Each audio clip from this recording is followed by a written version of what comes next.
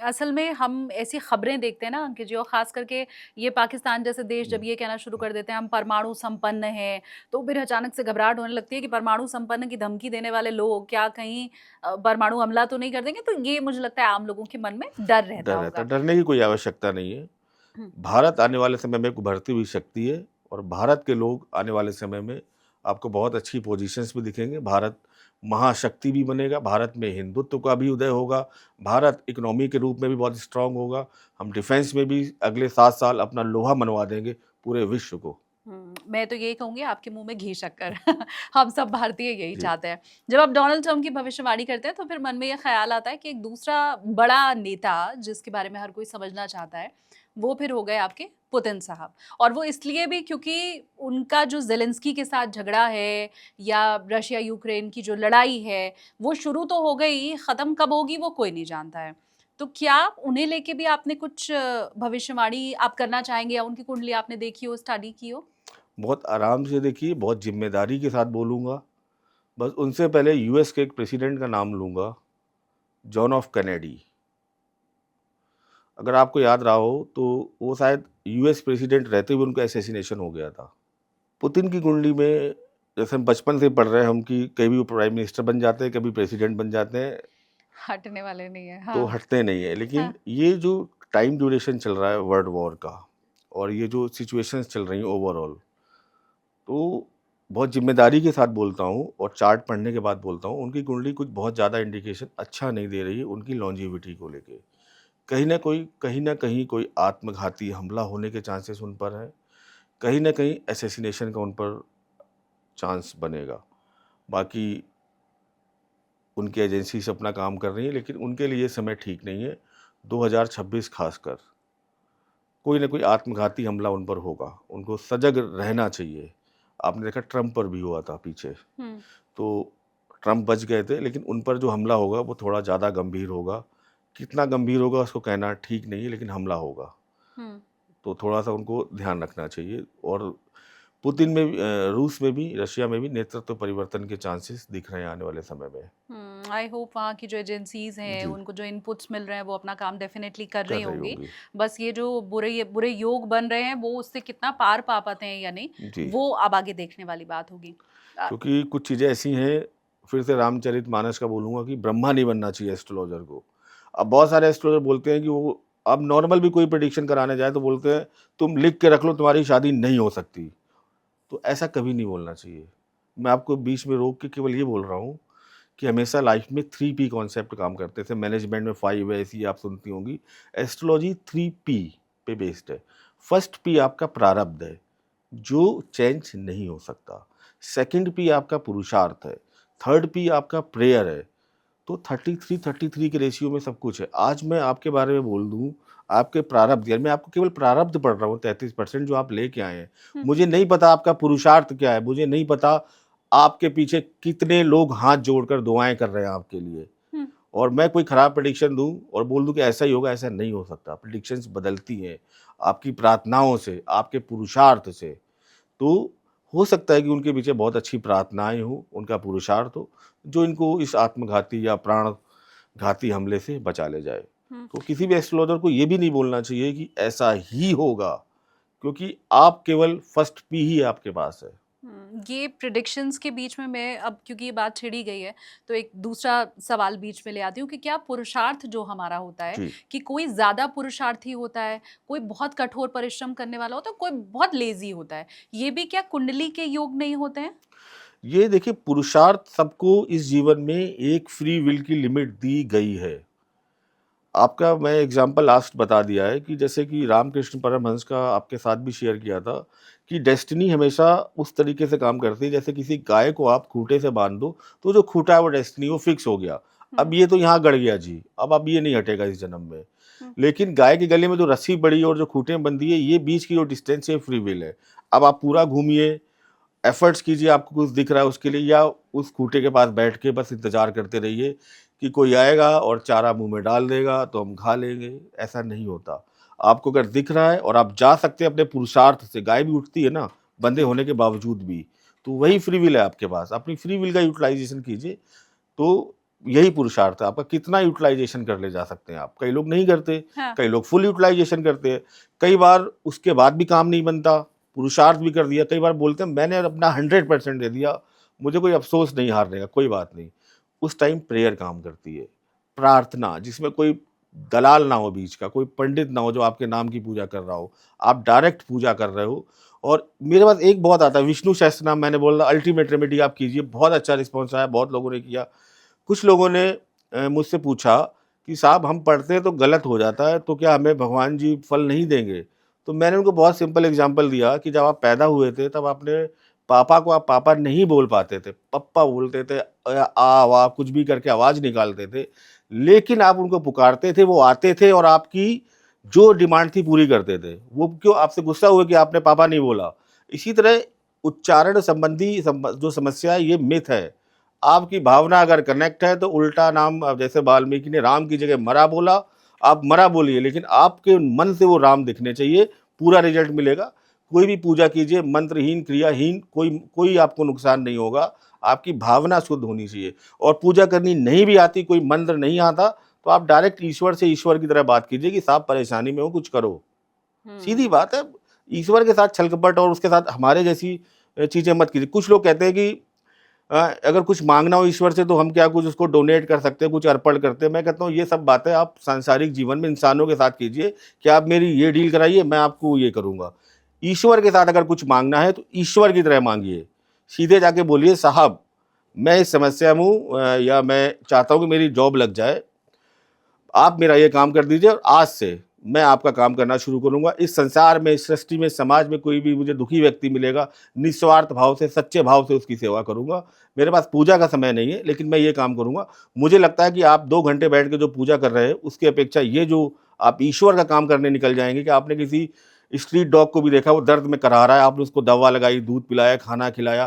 किसी गरीब, लाचार मज़दूर की आपने निस्वार्थ भाव से मदद कर दी, तो ये आप पर ज़्यादा इम्पैक्टफुल होगा। आप मत कीजिए हम्म। पूजा। ईश्वर कभी नहीं कहता 4 घंटे आप घंटे हिलाओ और पुरुषार्थ के नाम पे आप जी रहे हो, और यहाँ से निकलने के बाद आप बुरे कर्म करते हो, फिर सोचते हो कि मुझ पर कृपा क्यों नहीं आ रही, कभी नहीं आएगी। हाँ। ज़िंदगी भर तुम 8-8 घंटे पूजा करो, कुछ नहीं होना। हुँ। ये आपने उस बात का भी जवाब दे दिया। लोग आपसे ये पूछते हैं कि अगर मैंने गलत पढ़ दिया तो क्या फल नहीं मिलेगा? जी। बहुत से लोग ऐसे भी हैं जो ये पूछते हैं कि हमें तो पढ़ना ही नहीं आता, हम तो संस्कृत पढ़ ही नहीं सकते, हम कैसे विष्णु सहस्त्रनाम पढ़ें? तो आप पढ़े-लिखे हैं, नहीं हैं, संस्कृत पढ़ना जानते हैं या नहीं जानते हैं, अल्टीमेटली आपके कर्म ही हैं जो आपका भाग्य बन रहे हैं, प्रारब्ध बन रहे हैं और जिसके हिसाब से आपको फल मिल रहा है। अब अंकित जी, आपने पुतिन, आपने डोनाल्ड ट्रंप, इन सब का अमेरिका की भविष्यवाणी कर दी। अब एक कोई देश जिसकी भविष्यवाणी आप खुद करना चाहते हैं, मैंने आपके ऊपर छोड़ा, आप वो मैं बताइए। आपका यूनाइटेड किंगडम के बारे में बताना चाहूँगा। उनके चार्ट्स को जब एनालाइज़ करते हैं, जिसके लिए कहा जाता था, ये भी देखिए कर्मा थ्योरी है। हुँ। कहा जाता था कि ब्रिटिश साम्राज्य की सत्ता में कभी सूर्यास्त नहीं होता, ठीक है? पूरे विश्व पर उन्होंने राज किया, परेशान किया। आज ब्रिटिश या जो आपकी द ग्रेट ब्रिटेन की जो कंडीशंस है, वहाँ पर कहीं न कहीं एक धर्म विशेष का प्रभाव ज़्यादा बढ़ता जा रहा है। आने वाले समय में उस धर्म विशेष का वहाँ पर जो प्रभाव है बहुत ज़्यादा बढ़ जाएगा, और कहीं न कहीं उस धर्म विशेष से व्यक्ति वहाँ पर प्रधानमंत्री भी बनेगा। और कहीं न कहीं जो ये जो ब्रिटेन्स के लोग हैं, ये एक लंबा प्रोसेस है। ये कहीं न कहीं वहाँ माइनॉरिटीज़ बन के रह जाएँगे। ये लड़ाई होगी ईसा वर्सेस मूसा। ये कर्म है आपके। हुँ। जिस ब्रिटिश क्राउन ने पूरी दुनिया को परेशान किया, पूरी दुनिया पर आधिपत्य किया, वही ब्रिटिश क्राउन या जो ब्रिटेन की जनता है, अपने ही देश में एक दिन माइनॉरिटीज़ बन के रह जाएगी। My God! और आप जब और भी ऐसा ऐसा बात चल रहा है, आप किसी से भी बात कीजिए, हाँ। वो आपको बताएगा। जो भी इस टाइम यूके, ब्रिटेन, लंदन में रह रहे हैं, वो इस चीज़ को फ़ील कर रहे हैं। और अगर आप फ़ील कर रहे हैं तो कमेंट में लिखें। बिल्कुल, हमें भी वहाँ की जो एक्चुअल स्थिति है, उसके बारे में पता चल पाएगा। तो अंकित जी, आप जब भी ऐसी कोई बात कहते हैं, मैं बार-बार बोल रही हूँ, तो तब मेरे लिए यकीन कर पाना बड़ा मुश्किल होता है, लेकिन हमने उसको सही होते हुए, घटित होते हुए देखा है और इसीलिए मैं बार-बार कह रही हूँ कि किंतु-परंतु की तो बहुत यहाँ गुंजाइश बची रह नहीं जाती है। अब ये जब आप भविष्यवाणियाँ इन बड़े लोगों की कर रहे हैं, तो मेरे दिमाग में एक सवाल आ रहा है कि अगर मोदी जी अपना टर्म कंप्लीट नहीं कर पाएँगे, अगर डोनाल्ड ट्रम्प का नाम काले अक्षरों में लिखा जाएगा, तो क्यों ना ये लोग अपने नाम में थोड़ा-सा बदलाव कर लें? मोदी जी MODI के आगे एक आई और लगा लें, एक आई और लगा ले। पुतिन जी डबल यू कर लें अपने नाम में, और फिर जो होने वाला है वो बदल भी जाए, और फिर उसके बाद उनकी लॉटरी भी लग जाए। ये काम ममता दीदी भी कर सकती हैं, नीतीश कुमार भी कर सकते हैं। बिल्कुल। तो ये तो बड़ा अच्छी रेमेडी है जिसके बारे में हम सुनते भी हैं, और हमें ये बताया भी जाता है कि देखो कैसे आयुष्मान खुराना की लाइफ बदल गई, कैसे सुनील शेट्टी ने अभी हाल ही में अपना नाम बदला है। तो ये मोदी जी, पुतिन जी, डोनाल्ड ट्रंप भी कर लें, फिर इसके बारे में थोड़ा बताइए ना कैसे होता है ये? देखिए, हमेशा वो चीज़ दिखाई जाती है जो हो जाती है। 100 में से अगर 1 लोग सक्सेस हो गया अपने पुरुषार्थ मेहनत से, तो वो हाइलाइट होगा इसने अपना नाम बदला है। जो 99 लोग फेल हो चुके हैं, अरबाज खान ने भी तो अपना नाम बदला था। कहाँ है वो? वही है जहाँ थे। हुँ। तुषार कपूर ने भी तो अपना नाम बदला था। ऐसे हाँ। हज़ारों पड़े हुए जिनका कुछ भी नहीं हुआ। हमारी टेंडेंसी क्या है कि जो बिक रहा है उसको बेचो, उसको हाइलाइट करो, जो नहीं बिक रहा है उसको दबा दो। पहली चीज़ तो जितने लोग मुझे सुन रहे हैं, केवल एक ही चीज़ को फ़ॉलो करें अपने जीवन में, उनकी हर समस्या का समाधान है भगवत गीता। एस्ट्रोलॉजी टोटली भगवत गीता पर बेस्ड है। महाभारत में एक रेफ़रेंस भी है, कर्ण भी बहुत अच्छे ज्योतिषी थे। वो श्री कृष्ण के पास जाते हैं, जब आप उद्योग पर्व जाएँगे, वहाँ श्लोक 8, 9, 10 इस आपका अध्याय 143 है। तो कर्ण श्री कृष्ण कहते हैं कि मुझे पता है कि मैं ये युद्ध हारेंगे कौरव, क्योंकि मंगल ज्येष्ठा से अनुराधा में जा रहा है, शनि आपका रोहिणी नक्षत्र में जा रहा है, प्रजापति को पीड़ित कर रहा है, ब्रह्मा को, केतु का भी मूवमेंट ठीक नहीं है। तो उन्होंने प्रॉपर उसमें रेफरेंस है, उद्योग पर्व अध्याय 143 श्लोक 8, 9, 10 जाके पढ़िए। कर्ण को पता था कि ऐसा होगा। हुँ। तो एस्ट्रोलॉजी एक साइंस है और जो कर्म सिद्धांत है उसको फॉलो करती है। उनका कर्म था कि मुझे कौरवों के साथ ही रहना, वो कर्म से विमुख नहीं हुए, क्योंकि ये गद्दारी होती कहीं न कहीं, जो कमिटमेंट किया था। हार जाने के डर के बावजूद भी वो अपने साथ टिके रहे। हुँ। मेरा काम ये है कि जो लोग मेरे पास आते हैं कि साहब नाम बदलवा दो मेरा, तो मैं कुछ ऐसा चमत्कार हो जाए। मैं चैलेंज करता हूँ, आप नाम नहीं, आप अपनी प्लास्टिक सर्जरी भी करा लीजिए। जिस दिन, जिस घड़ी आपकी लाइफ में जो इवेंट लिखा है, वो हो के रहेगा, उसे कोई नहीं बदल सकता। तो ये बेकार की चीज़ों में मत पड़ो, कर्म सिद्धांत को फॉलो करो, भगवत गीता को फॉलो करो मेरे भाई। 2 किताबें अपने पास हमेशा रखो। जो एक किताब आपको बताएगी आपको जीवन में क्या नहीं करना है, वो है महाभारत। एक किताब आपको बताएगी जीवन में कि आपको क्या करना है, आपका आचरण कैसा होना चाहिए, एक भाई की तरह, एक पिता की तरह, रामचरितमानस। इसके अलावा तीसरे किसी व्यक्ति की आपको आवश्यकता नहीं है, क्योंकि सिद्ध पुरुष तो आपको मिलने वाला है नहीं जो आपको सही ज्ञान दे। सही ज्ञान इन्हीं 2 पुस्तकों में है, आपकी सारी समस्याएँ, सारी समाधान इन्हीं किताबों में है। तो जब भी जीवन में फँसो, भगवत गीता पढ़ो, आपके हर सवाल का जवाब मिलेगा। आपको ये भटकाव की जो स्थिति है, जो आपको चमत्कार की स्थिति है, सब खत्म हो जाएगी। हुँ। तो नाम बदलने से कुछ नहीं होता, ये तो आपने बताया। फिर क्या रत्न पहनने से कुछ होता है? देखिए, रत्न विज्ञान एक मिलावट विज्ञान है। ये आपकी जो क्लासिकल एस्ट्रोलॉजी उसमें तो कहीं नहीं है। हालाँकि अच्छा। कुछ लोग बोलते हैं बहुत इम्पैक्ट करते हैं। पुराने ज़माने में राजा-महाराजा भी रत्न पहनते थे, हुँ। लेकिन उनके साथ हमेशा एक राज ज्योतिषी होता था, जो उनको बताता था कि कब कौन-सा प्लैनेट खराब ट्रांजिट कर रहा है, कब अब इसको उतार दीजिए, कब कौन-सा पहनना है। ये भी एक तरीके से एक मेडिसिन की तरह है, कब खानी है, कब नहीं खानी, कब बंद कर देनी है। हुँ। आजकल लोग पहन लेते हैं, किसी भी चीज़ की रिस्पेक्ट करनी ज़रूरी है, कि उसमें आप नॉन-वेज भी खा रहे हैं, बहुत चीज़ें कर रहे हैं और ये थोड़ा-सा आपको नुकसान करता है। मेरे हिसाब से रत्न की जगह जब आप ईश्वर से डायरेक्ट माँगते हैं, तो हुँ। वो ज़्यादा अच्छा होता है। छोटे से एग्ज़ाम्पल समझ लीजिए, मुझे आपसे कुछ चाहिए शालिनी जी, 2 तरीके हैं कि मैं वो सारे अच्छे काम करूँ जो आपको अच्छे लगते हैं, तो आप मुझे रोज़ देखेंगी, एक दिन कहेंगी ये अच्छा लड़का है, इसको दे देते हैं। हुँ। एक तरीका ये कि आप यहाँ से निकली, मैंने एक गन खरीदी, यहाँ लगाई और कहा जो भी पर्स में दे दो। हाँ। आप उस टाइम दे देंगी, हाँ। आपकी मजबूरी है। तो रत्न भी यही करते हैं कि आपने उसके लिए कोई पुरुषार्थ नहीं किया। जब तक जीवन में पुरुषार्थ और कर्म सिद्धांत आपके साथ नहीं जुड़ेगा, आप चीज़ों को अच्छी तरीके से आपके जीवन में उनका फल नहीं आएगा।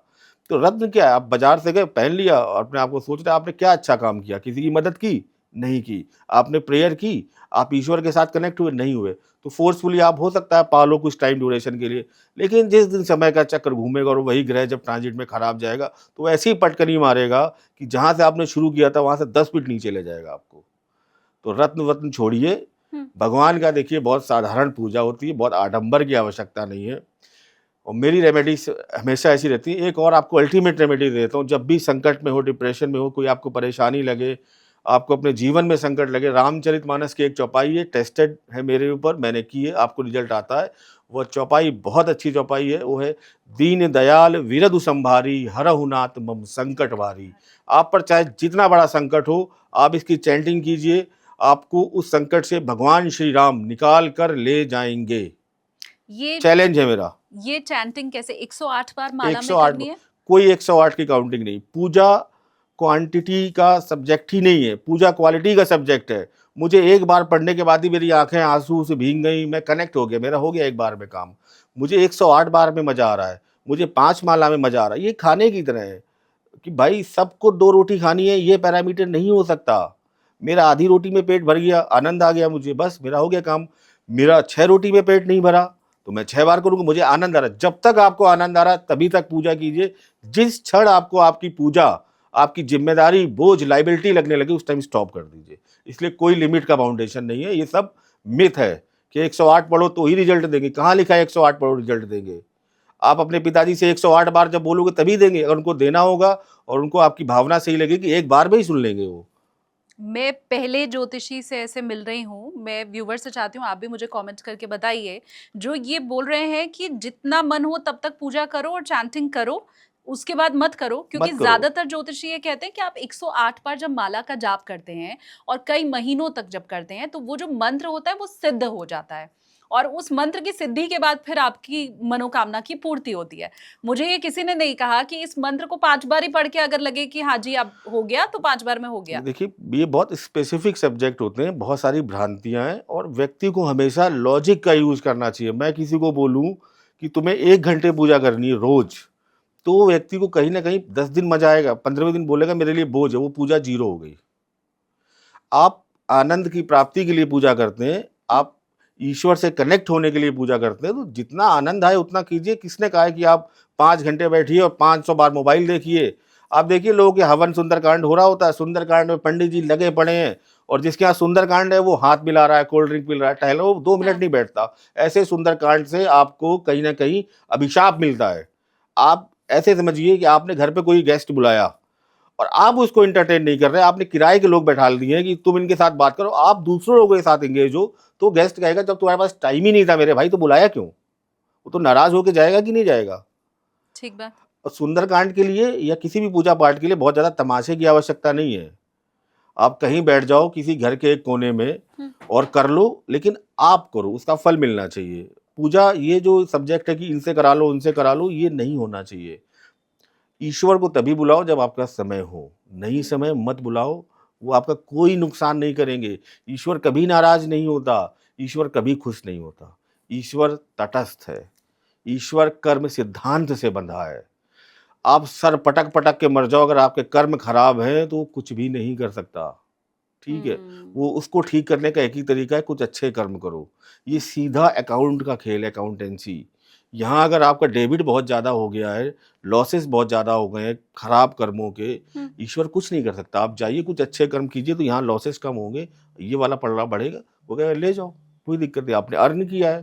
तो कर्म सिद्धांत से तो ईश्वर ही बंधा है। आप देखिए दशरथ को देखिए, भगवान के पिता होने के बाद भी उन्हें भी वही कर्म भोग आया जो श्रवण कुमार के पिता को भोगना पड़ा, कि तुम भी पुत्र वियोग में मरोगे। राम, विष्णु भी उसको नहीं टाल पाए। तो जब विष्णु, राम अपने पिता के लिए कर्म सिद्धांत नहीं तोड़ सकते तो तुम्हारे लिए वो कर्म सिद्धांत कहाँ से तोड़ देंगे? कि तुमने मृत्युंजय मंत्र का जाप करा दिया, हनुमान चालीसा का, सुंदरकांड और रामचरितमानस का पाठ करवा दिया, अब जी मेरी मनोकामना पूरी हो जाएगी। काम तुमने ढेले भर का नहीं किया, कुछ पुरुषार्थ। उनके भरोसे बैठे हो कि वो 4 घंटे माला जपता हूँ, ये करता हूँ, वो करता हूँ, फिर उनको कोसते भी हो कि पता नहीं मेरी क्यों नहीं सुनते। अरे तुम्हारी कहाँ से सुन लेंगे? तुम उठो तो काम तो करो। बहुत खूबसूरत और बहुत सुंदर ढंग से आपने ये बात समझाई है। मुझे लगता है कई लोगों की इसके बाद आंखें खुल भी गई होंगी और कई लोग जो ऐसे ज्योतिषियों के चक्कर में पड़े होंगे वो भी अब उनसे जरा दूरी बना लेंगे।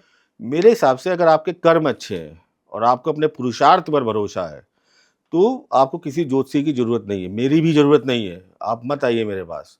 ज्योतिषी क्या कर सकता है? कोई भगवान तो है नहीं जो ये बैठे हैं सब आपको भगवान, मैं तो भगवान नहीं हूँ, और जो बैठे हैं शायद उनको ज्योतिषी की सही ज्ञान भी नहीं है। ज्योतिषी केवल एक जीपीएस मशीन की तरह काम करता है।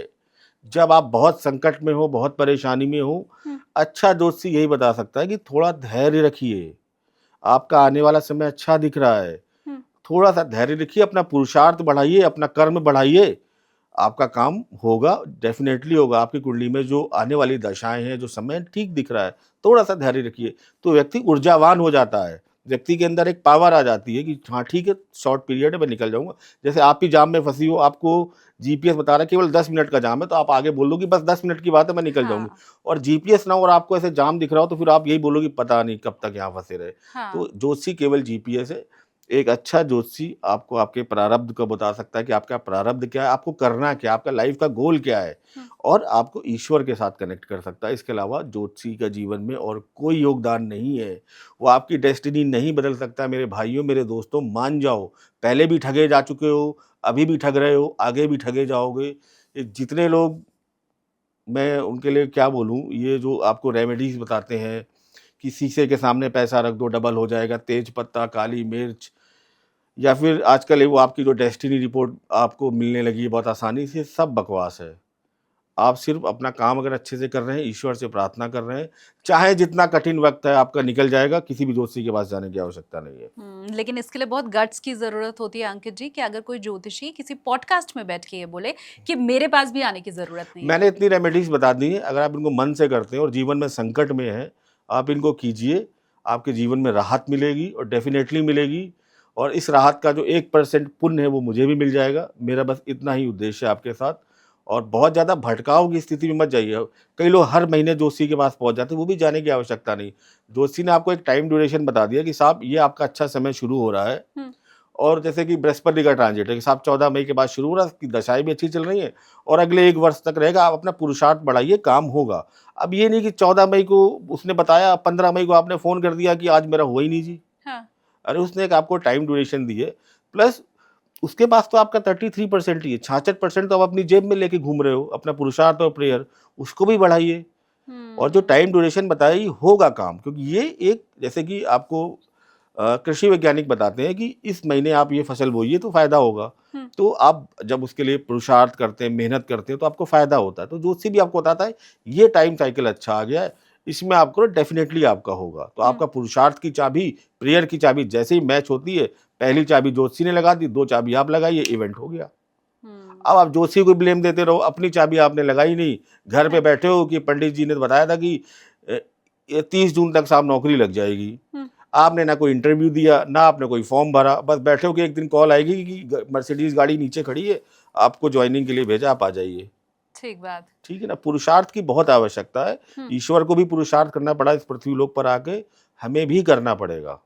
शेर के मुंह में भी भोजन तभी जाता हम्म, है जब वो उसके लिए मेहनत करता है। बैठे बैठे उसके मुंह में भी भोजन नहीं चला जाता है, जबकि वो जंगल का राजा होता है। बिल्कुल ठीक बात है। आप मुझे ये बताइए, मुझे आपके पास भी जाने की जरूरत है नहीं, मुझे किसी दूसरे ज्योतिषी के पास भी जाने की जरूरत है नहीं। तो ये जो मोबाइल फोन में लेके हर समय घूम रही हूँ, हम्म, इसका नंबर बदलने की फिर जरूरत है? ऐसा लोग कह रहे हैं कि आपके नंबर में 8 कई बार आ रहा है और 5 तो है ही नहीं आपके नंबर में, तो आपको 5 का पावर नहीं मिल रहा है। धीरू भाई अंबानी, उनके पास कोई मोबाइल नहीं था, एक लैंडलाइन नंबर था, उसी से मिलाते रहते थे, करते रहते थे, कभी नंबर नहीं बदला।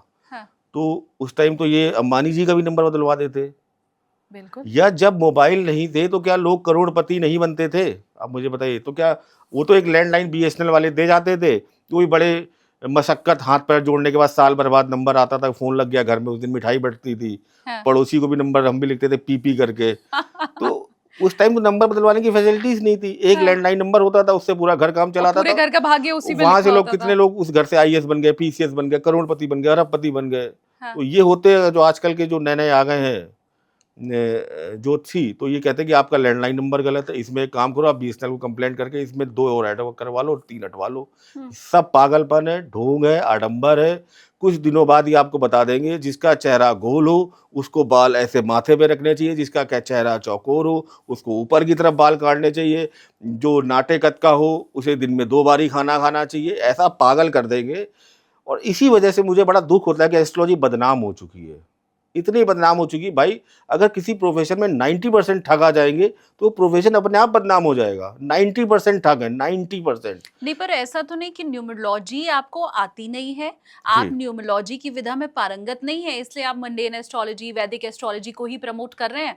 अब जो जानकार है उसका, वो ये बोल रहा है कि मैं प्रत्यक्ष प्रमाण हूँ, मेरी लाइफ में परिवर्तन हुआ है, तो आप न्यूमरोलॉजी जानते नहीं है, शायद आप इसलिए ऐसा कह रहे हो। जी नहीं, मैं न्यूमरोलॉजी बहुत जानता हूँ और उस पर एक्सपेरिमेंट करके देख चुका हूँ। कोई स्पेसिफिक नहीं होता, एक जेनेरिक चीज़ है ये। ठीक है, काम कर गया बहुत अच्छा, काम नहीं कर गया कोई बात नहीं। लेकिन हम सनातनी हैं, हम्म, हम हिंदुत्व को फॉलो करते हैं, हम भगवत गीता को फॉलो करते हैं, हम रामचरितमानस को फॉलो करते हैं, हम कर्म सिद्धांत को फॉलो करते हैं। हम अपने बुजुर्गों से तो यही सुनते आए हैं।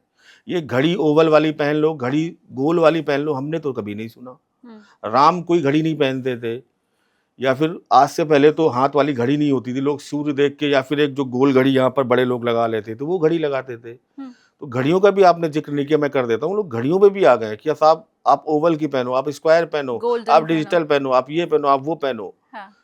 तो ये, मैं केवल एक हमेशा लॉजिक की बात करता हूँ। आप एक लॉजिक अच्छा बस याद रखिए, और वो लॉजिक है कर्म सिद्धांत। और ये तुलसीदास की फिर एक चौपाई है, कर्म प्रधान विश्व रचि राखा, जो जस करहि वो तस फल तस से। फल जो कर्म चाखा। किया है वो भोगना पड़ेगा। हम्म, ये कर्म आपका जन्म जन्मांतर से पीछा कर रहे हैं।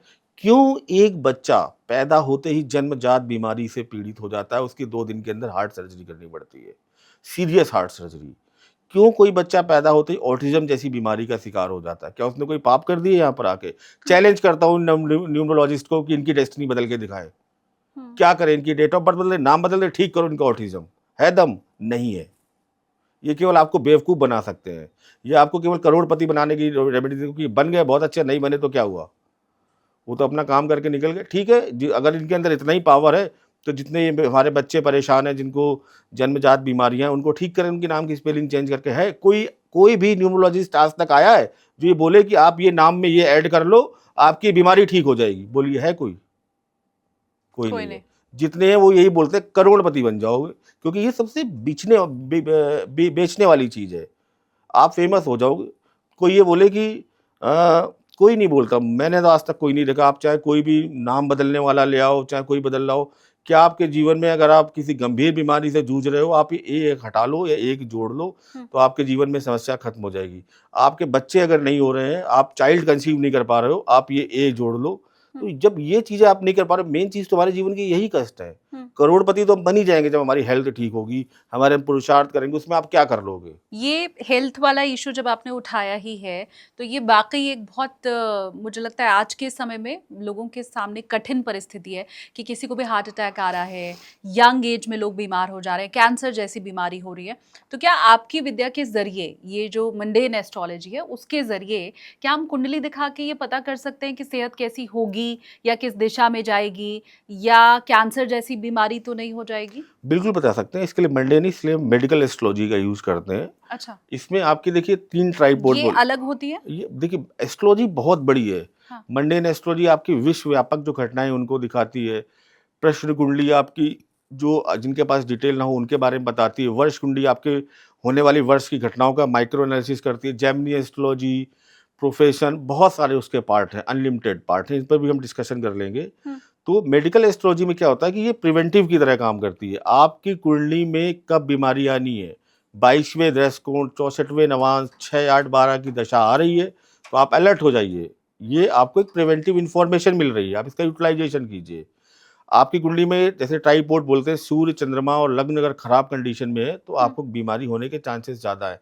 कैंसर जैसी बीमारी के लिए आपका लगन या लगन लॉर्ड पीड़ित होना चाहिए, किसी मेलेफिक प्लैनेट का इम्पैक्ट हो, 11th हाउस के साथ रिलेशन बनाए, और आपका जो ट्राइपॉड है यानी सूर्य, चंद्रमा और ये पीड़ित हो बहुत ज़्यादा। हुँ। जो डेडली कॉम्बिनेशन रिपीट हो रहा हो जुपिटर और राहु का, अगर आपकी कुंडली में है तो आप अलर्ट हो जाइए, आपको ये बीमारी होने के चांसेस ज़्यादा है। इसी तरीके से कोई बच्चे में जन्मजात जो बीमारियां होती हैं, कहीं ना कहीं पंचम भाव और अष्टम भाव का संबंध आता है। पंचम भाव पूर्व जन्म के संचित कर्मों को दिखाता है, जिनको लेके आपने इस दुनिया में प्रवेश किया है। तो ये कहीं ना कहीं आपके प्रारब्ध या आपकी चीज़ों को डिनोट करते हैं कि इस कारण आपके जीवन में एक कष्ट है। इस कष्ट को दूर करने का कारण एकमात्र चीज़ है प्रेयर, प्रार्थना। हुँ, नाम बदलना या कोई ऐसा उपाय करना मेरे हिसाब से तो यूज़फुल नहीं है। हुँ। एक और चीज़ जो हम बहुत देखते हैं और मुझे लगता है वो चाहे वैदिक ज्योतिष की हम बात करें, उसमें आती भी है कि ग्रहों का राशि परिवर्तन। हम्म। और उसमें भी खासकर जब शनि का राशि परिवर्तन होता है, शनि वक्री मार्गी होता है। मैं वो प्योर जर्नलिज्म की भाषा में कहूँ ना अगर, तो शनि का कुछ भी करना खबर बन जाता है। वो हर कोई फिर बताना शुरू कर देता है कि जी शनि राशि परिवर्तन कर रहा है तो आपके ऊपर ये प्रभाव होगा, उल्टी चाल है तो आपके ऊपर ये प्रभाव होगा। तो ये गुरु का, राहु का, शनि का, ये जो राशि परिवर्तन और फिर उसका मेरे ऊपर प्रभाव, ये कितना असरकारी होता है? देखिए, सबसे पहले तो ये जो राशिफल पढ़ी जाता है ना, ये चाहे मंथली हो, चाहे वीकली हो, और चाहे हम जर्नल पढ़ते हैं, 12 राशियाँ हैं, 8 अरब के आसपास जनसंख्या है, 70-80 करोड़ की एक ही राशि होगी। हुँ, तो कई लोग सुबह उठ के सबसे पहला काम यही करते हैं, तो उसमें देखिए 4-5 लाइनें हमेशा रिपीट होती हैं। जीवन साथी का सहयोग मिलेगा, किसी पुराने मित्र से मिलने की संभावना, रुका हुआ धन वापस आएगा, वाहन चलाते समय सावधानी रखें, ऑफिस में किसी के साथ आपका आज वाद विवाद हो सकता है। ये 5 चीज़ें मैंने बोली, ये आपके साथ होंगी, इनमें से एक ना एक चीज़। ऑफिस में हो सकता है वाद हाँ, विवाद हो जाए, हाँ, ठीक है? तो ये एक जर्नल, इसका कोई मतलब नहीं है। जैसे ही कुछ होता है, अभी 13 जुलाई को शनि वक्री हो रहा है, चिल्लाना शुरू कर देंगे, ये हो जाएगा, वो हो जाएगा। जब तक आपकी दशा, महादशा का इम्पैक्ट उन पर नहीं आ रहा है, प्लस उस शनि की आपके चार्ट में क्या पोज़ीशन, आपका शनि है, वो हुँ, पूरी दुनिया का शनि नहीं है। कई लोग शनि की दशा में एकदम बर्बाद हो जाते हैं, कई लोग शनि की दशा में बहुत अच्छे हो जाते हैं। कई लोग गुरु की दशा में कहते हैं कि जैसे जर्नल बोलना शुरू कर दें, शुभ ग्रह है, मज़ा आ गया, अब तो आप राजा बन जाओगे। गुरु की दशा में उनका जो प्लेसमेंट होता है कुंडली में खराब होता है, वो जो होते हैं उससे भी नीचे चले जाते हैं। तो हर ग्रह आपके लिए यूनिक है, वो सबके लिए एक जैसा नहीं हो सकता। हो सकता है गुरु का जो राशि परिवर्तन हो आपके लिए अच्छा हो, क्योंकि आपकी कुंडली में हो सकता है दशांतर दशा चल रही हो, हुँ, और किसी के लिए खराब हो। तो ये बड़ा स्पेसिफिक कॉम्बिनेशन है, तो बहुत ज़्यादा इस पागलपन के पीछे नहीं पड़ना चाहिए। ये सिर्फ एक पागलपन है। ये हुँ, वक्री हो गया, ये चक्री हो गया, ये मार्गी हो गया, अस्त हो गया, ये होते हैं, एस्ट्रोनॉमी है। 5000 साल से हो रहे, हर साल होते हैं। हुँ, मांगलिक इम्पैक्ट बोलते हैं, 33% लोग दुनिया में मांगलिक हैं, क्योंकि मंगल का इम्पैक्ट क्या है, मांगलिक होना क्या है, कुंडली के पहले भाव में, चौथे भाव में, 7वें भाव में, 8वें, 12वें, कहीं पर भी मंगल हो, आप मांगलिक हो गए। 5 भाव में मंगल कितने लोगों की कुंडली में बैठेगा, तो आप मांगलिक तो हो गए ना। तो इसमें हुँ, क्या है, हम तो जी मांगलिक हो गए, हमारे में शनि वक्री है। शनि हर साल इतने ही टाइम वक्री होता है, जून जुलाई में वक्री होता है, नवंबर तक वक्री रहता है, कुछ नया नहीं हो रहा। अनोखी घटना नहीं घट रही है ब्रह्मांड में जो आप एकदम वो हो जाओ। तो हाँ, आपका जो दशा चल रही है, और दशाओं में कई बार विष्णोत्तर दशा से ज़्यादा आपकी चर स्थिर दशा का भी अवलोकन करना चाहिए। कई अच्छा, बार विष्णोत्तर दशा से उतनी चीज़ें कन्फर्म नहीं हो पाती हैं। कई बार अच्छे कॉम्बिनेशन दिख रहे होते हैं, लेकिन खराब घटनाएँ घटित हो जाती हैं जीवन में। हुँ। तो कहीं न कहीं एक प्रेडिक्शन को करने के लिए मैंने कहा है 4 से 5 दशाओं का यूटिलाइज़ेशन करना चाहिए, जिनका मैंने नाम लिया है। हुँ। ये जो इतनी हमने बातें की हैं, उससे एक निष्कर्ष पर तो मैं पहुँच पाई हूँ कि आपने हर बार, क्योंकि रामायण की कोई चौपाई बताई है कि जब आप परेशान हो तो जी ये कर लें। आपने ये कहा है कि हमेशा भगवान की शरण में जाओ। आपने ये पूरे पॉडकास्ट में ये बात कही है कि खुद का कनेक्शन भगवान के साथ जोड़ो। तो मैं ये तो समझ गई हूँ कि मेरा कोई भी व्यूअर जब आपके पास आएगा रेमेडी के लिए, तो आप बताने तो उसको यही दोहा चौपाई वाले हो कि इससे ही तुम्हारा कल्याण होगा। हुँ। आप लेकिन इसके साथ मुझे ये भी बताएँ कि उसका तरीका क्या रहना चाहिए? क्या प्रभु से, ईश्वर से माँगने की कोई ख़ास प्रक्रिया होती है? कोई ख़ास तरीका होता है? ये इसलिए भी क्योंकि हम में से ज़्यादातर लोग जब मंदिर जाते हैं या प्रभु से कुछ माँगते हैं तो हम यही कहते हैं कि गाड़ी-घोड़ा मिल जाए, मेरा अपना मकान हो जाए, मेरी नौकरी मिल जाए, तरक्की हो जाए। तो ये काफ़ी है या कोई इसकी भी पद्धति है? ईश्वर से, जैसे मैंने पहले ही कहा, कि आपको जो माँगना है डायरेक्ट माँगिए। कई लोग बड़ी डिप्लोमैटिक ईश्वर के साथ भी खेलते हैं कि प्रभु अपनी शरण में ले लो, अपनी कृपा दृष्टि बना के रखो।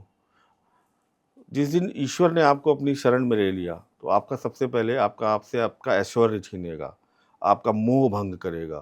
क्योंकि उसका कर्तव्य, जब आपने बोल ही दिया है कि शरणागत ले लो, तो आपका जो सांसारिक जीवन है, इसको हटा के वो अपनी तरफ ले लेगा। मीरा बना देगा आपको, रैदास बना देगा आपको रसखान बना देगा, ठीक है ना? ईश्वर ही ईश्वर है, बाकी सब झूठ है, मोह माया है। तो ये नाटक करने की आवश्यकता नहीं है कि अपनी शरण में ले लो। सीधे बोलो कि मेरा यहाँ पर मकान लेने का मन है, सीधे आप सच्चे मन से प्रार्थना करो, जो आपको चाहिए सीधे। मकान चाहिए, घोड़ा चाहिए, गाड़ी चाहिए, आप लीजिए, और जो आपको पूजा की विधि आती हो, आप जिस धर्म को मानने वाले हो, मंदिर, मस्जिद, चर्च, गुरुद्वारा, सबका एक ही कर्तव्य है कि सच्चे मन से की गई प्रार्थना और सच्चे मन से किया गया कर्म कभी निष्फल नहीं होता। आपकी भावना जितनी पवित्र होगी, माँगने का तरीका जितना सटीक होगा, मंत्रहीनम क्रियाहीनम, जो भी आपको रास्ता समझ में आता है, ईश्वर इतना बड़ा है कि आप चाहे कहीं से भी जाएँ, आप ईश्वर के पास ही पहुँचेंगे, उससे ही कनेक्ट होंगे। तो ईश्वर से बहुत साधारण तरीके से माँगिए और जो माँगना है खुल के माँगिए, वो देंगे, क्योंकि आप सांसारिक जीवन में सांसारिक चीज़ें माँगिए और वो आपकी प्रार्थनाएँ सुनेंगे। हुँ। अब क्योंकि हम लैंडिंग की तरफ आगे बढ़ रहे हैं अंकित जी। जी, तो जाते-जाते कोई ऐसी टिप जो आप मेरे व्यूअर्स को दे सकें, जो आपको लगता हो कि अमूमन ज़्यादातर लोग ये गलतियाँ जीवन में करते ही हैं, चाहे वो ज्योतिषी के पास जाने से जुड़ी हुई है, चाहे वो रोज़मर्रा की ज़िंदगी से जुड़ी हुई है, तो वो मेरे व्यूअर ना करें, उनकी लाइफ भी ऑटो पायलट मोड पे जाती रहे और ये जो भ्रांतियाँ फैली हुई हैं, उन्हें पहचानने का भी कोई तरीका अगर आप बताएँ तो? देखिए, इसमें बस एक चीज़ कहना चाहूँगा कि आप अपना काम बहुत ईमानदारी के साथ करें और आप जो जीवन में अपने चाहते हैं या आप जिस चीज़ को लेके समस्या कर रहे हैं, वो कहीं न कहीं आप लोगों की हेल्प करें। सपोज़ कुछ लोग, मैं बहुत लोगों को बोलता हूँ कि आप कुछ ऐसे काम कीजिए, सपोज़ आपको संतान को लेके प्रॉब्लम आ रही है, बच्चे नहीं हो रहे हैं, तो आप कहीं न कहीं कुछ गरीब बच्चों को डोनेट कीजिए, उनकी एजुकेशन में हेल्प कीजिए। किसी जो इस तरीके के शिक्षा संस्थान है जहाँ पर गरीब बच्चों की पढ़ाई की जाती है, वहाँ पर चैरिटी कीजिए।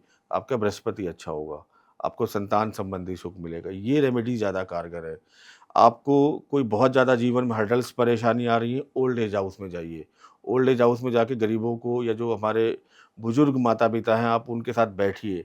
जब आप उनके साथ बैठेंगे, 10 मिनट उनको जब आप एक बार उनके चेहरे पर मुस्कान लाएँगे और जब उनका झुर्री भरा हाथ आपके सर पर आएगा, तो बड़े से जो बड़ा संकट है वो खत्म हो जाएगा। ये रेमेडीज़ है और बचना आपको केवल 2 ही चीज़ों से है और वो है एस्ट्रोलॉजर से।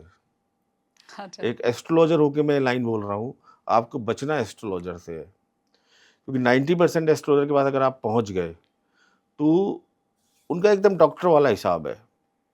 फीस तो लेंगे ही लेंगे, लेकिन साथ में टेस्ट भी आपको लिखने हैं 2-4। तो आप एस्ट्रोलॉजर की जगह अपने काम पर ध्यान दें, अपना पुरुषार्थ बढ़ाएँ, सच्चे मन से प्रार्थना करें और जीवन में जब कभी लगे कि कुछ समझ में नहीं आ रहा है, एस्ट्रोलॉजर का काम आपको मोटिवेशन देना है, आपको जो भ्रम के बादल है उस पार आपको दिखा देना है कि ऐसा है। जैसे कि श्री कृष्ण और महाभारत में चल रहा था अर्जुन, कि अर्जुन से वो कह रहे थे कि तुम लड़ो, तुम जीत जाओगे। तो अर्जुन कह रहे थे साहब मुझे लग नहीं रहा मैं जीतूँगा। तो उन्होंने ये दृश्य दिखा दिया, ये देखो तुम सिंहासन में बैठे हो, ये सब मरे पड़े हैं। तो अर्जुन फिर बैठ गए कि साहब जब ये होना ही है तो क्यों लड़वा रहे हो? तो उन्होंने कहा होना सब कुछ है, लेकिन होगा कर्म सिद्धांत से। तो एस्ट्रोलॉजर भी आपको ये बोलेगा कि आपके जीवन में दिख रहा है, आप यहाँ सिंहासन में बैठे हुए दिख रहे हो और बैठोगे एक दिन आप। तो अब वो ये चाहे कि एस्ट्रोलॉजर बोल दे कि कुछ काम ही ना करना पड़े, तो श्री कृष्ण की तरह मैं बोलूँगा, आपको काम तो करना पड़ेगा, कर्म जो है वो करने पड़ेंगे और जो प्रार्थनाएँ हैं वो करनी पड़ेंगी। डेस्टिनी आप चेंज नहीं कर सकते, तो ज़्यादा उसके चक्कर में मत पड़ो। जो फिक्स है वो फिक्स है। 33% ये लाइफ का जो पार्ट है, जिसको हम खूंटा कहते हैं, जहाँ गाड़ दिया गया, वो वहीं गड़ा रहेगा, उसमें आप कुछ भी नहीं कर सकते हो। जो हुँ। चेंजेस करने हैं अपने पुरुषार्थ में करो, अपने प्रेयर में करो। इसलिए आपको किसी भी रेमेडी, ये जो बाज़ार में चल रही है करोड़पति बनने वाली, किसी भी नग-नगीने की, किसी भी घड़ी की, किसी भी घड़ियाल की, इनसे बचना है। अगर आप इनसे बच जाते हैं, तो आप अपने जीवन में ज़रूर ऊपर जाएँगे, आपको कोई नहीं रोक सकता। ये मेरी गोल्डन टिप है। क्या बात है! तो हुई है वही जो राम रचि राखा, अब तो उसके लिए बहुत ज़्यादा परेशान होने की हुँ। ज़रूरत है नहीं। लेकिन इस पॉडकास्ट को आपको 2025 में आप देख रहे हैं, 2026 के अंत तक सँभाल कर रखना है, क्योंकि ये जितनी चुनावी भविष्यवाणियाँ हैं, वो कितनी सही हुईं, वो बधाई भी आप अंकित जी को यहीं कमेंट सेक्शन में दे सकते हैं और कुछ खरी-खोटी सुनाना भी है, क्योंकि ऐसे व्यूअर होते ही हैं, पिछली बिल्कुल, बार भी बिल्कुल, हमने देखा है। बिल्कुल। तो उसके लिए भी कमेंट सेक्शन खुला हुआ है, अंकित जी उसे भी बड़ी तसल्ली के साथ बड़ी पढ़ेंगे तसल्ली के और साथ और देखेंगे। हम उनसे सुधार करते हैं। जो जेन्युइन चीज़ें होती हैं जहाँ पर हमें किसी व्यूअर ने लिखा कि आपको ये करना चाहिए। अब जैसे कई लोग बड़े अच्छे वे में लिखा कि आप सर थोड़ा वेट कम कीजिए। अच्छा, मैं आज भी बोल रहा आपने हूँ, मैं काम किया है थोड़ा उसके थोड़ा ऊपर? बहुत काम किया, कर नहीं पाए, थोड़ा हाँ। बिज़ी रहा, लेकिन मैं वादा करता हूँ मैं जल्दी और कम करूँगा। ठीक है, अगली बार जब आऊँगा, कम करूँगा। पहले से ही बोले दे रहा हूँ, क्योंकि जो मेरे खास प्रशंसक हैं वो फिर लिखेंगे कि पहले आप अपना वेट कम कीजिए। क्या बात है! निंदक नियरे राखिए, ताकि कहा भी गया है। और मैंने उसको तो बहुत डीपली लिया है और मैं आपको अगले पॉडकास्ट में ज़रूर करके दिखाऊँगा, मेरा वादा है आपसे। तो ये जब वादा अंकित जी ने कर दिया है, तो आपके कोई सवाल हैं, तो वो भी आप लगे हाथ लिख ही दीजिए, क्योंकि अगली बार वो सवाल भी फिर हम उनसे ज़रूर पूछ पाएँगे। और मेरे जैसी वो भविष्यवाणियाँ जो आपको चौंकाने वाली लगी हो, मुझे तो लगभग सारी चौंकाने वाली भविष्यवाणी लगी, वो भी आप मुझे ज़रूर बताइए कि शाली जी ये वाली भविष्यवाणी ऐसी है ना जो मुझे लग रहा है कि हो नहीं पाएगी, अभी की स्थिति से तो ऐसा नहीं लग रहा है और फिर जब वो सच्ची होगी तो उसके ऊपर भी हम आगे चर्चा ज़रूर करेंगे। तो फिलहाल ये आज का जो टेक ऑफ विद एसकेटी था वो अब सफलतापूर्वक लैंड हो चुका जी। है। बहुत शुक्रिया आपका अंकित जी, क्योंकि थैंक ये यू। बहुत मुझे लगता है मेहनत आपकी लगी होगी कई घंटों की, जो आपने यहाँ आके कई फटाफट दिनों से की। हमें, हाँ कई दिनों की, वो तो मैं कुंडली देख के ही समझ पाई। तो ये जो इतनी मेहनत आपने हफ्तों तक की है, वो यहाँ आके घंटों में बताने के लिए बहुत शुक्रिया आपका। Thank you so much ma'am. और धन्यवाद। मेरे सभी दर्शकों को बहुत बहुत धन्यवाद। कुछ कमी रह गई हो तो माफ़ कीजिएगा।